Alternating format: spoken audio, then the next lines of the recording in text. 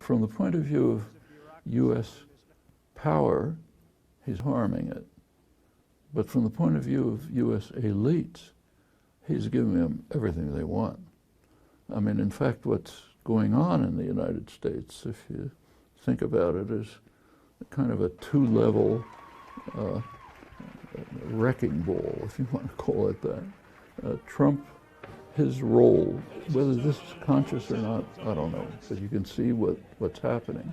Trump's role is to ensure that the media and its public attention are always concentrated on him. So every time you turn on a television set, it's Trump. Open the front page of the newspaper, Trump. And in order to maintain, he's a con man, basically, a showman. And in order to maintain public attention, you have to do something crazy. Otherwise, nobody's going to pay attention to you. If you do normal things, you'll be, way back somewhere. So every day there's one insane thing after another. And then, the media, he makes some crazy lie, he had the biggest crowd in history or something. The media looks at it and says, no, it wasn't the biggest crowd. But meanwhile, he's on to something else, and then you go to that one.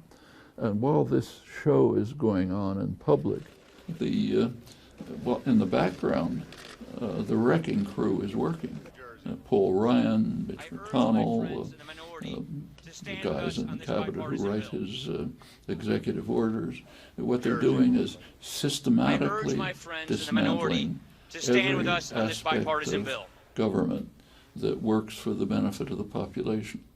This goes from workers' rights to pollution of the environment, rules for protecting consumers. I mean, anything you can think of is being dismantled.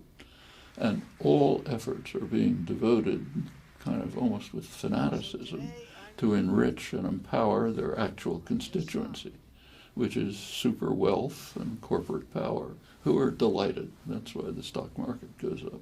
Stock market has not much to do with the economy, but keeps booming because that's the rich people, and they love being granted. Now, the worst policies that he's carrying out, the most dangerous, are barely discussed.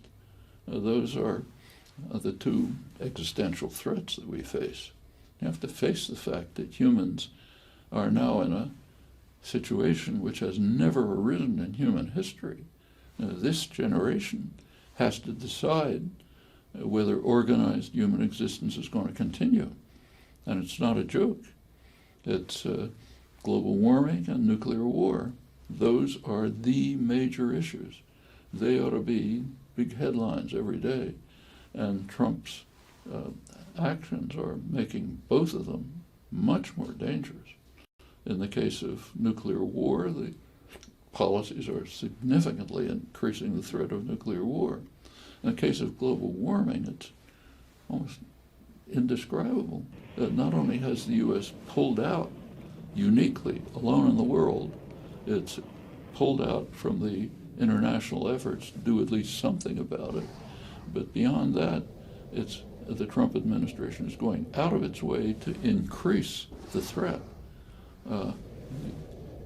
Listen to his State of the Union address.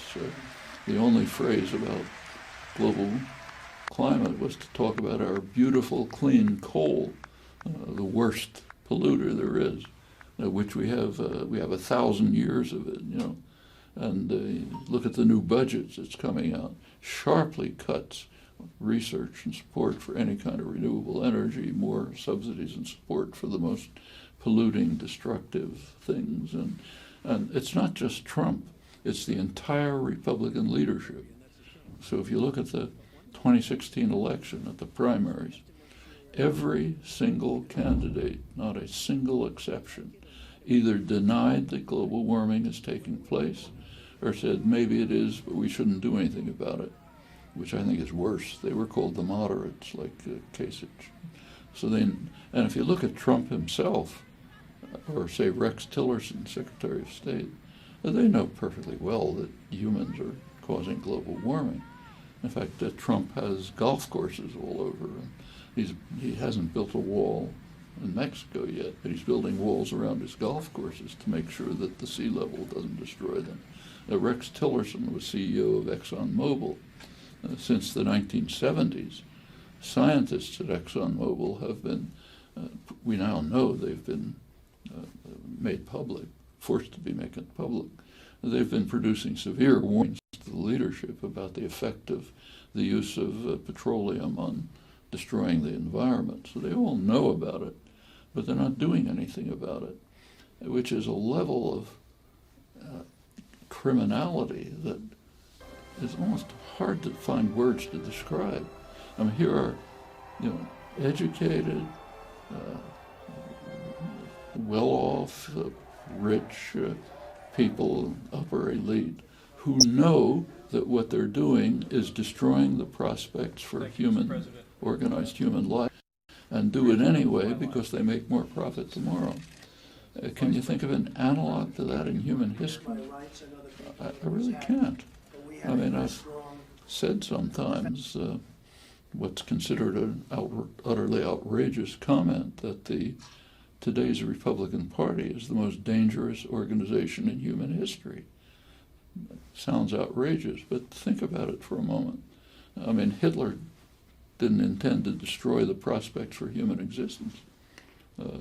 Attila the Hun didn't intend that. Nobody has. But that's what these guys intend. And it's not ignorant, uneducated, religious fundamentalists, whatever you want to blame people. These are the most educated, best supported people in the world. And they're doing this eyes open because you can make more profit tomorrow. It's hard to imagine anything like it.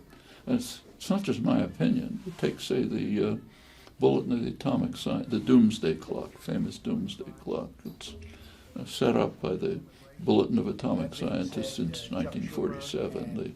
Each year they gather distinguished physicists, political analysts, others to look at the state of the world and make a judgment of how far we are from terminal disaster.